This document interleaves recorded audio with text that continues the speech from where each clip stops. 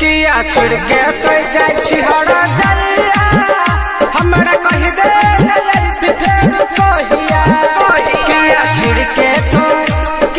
छिड़के तो जाय छिहरा जलिया हमरा कहि दे फेर कहिया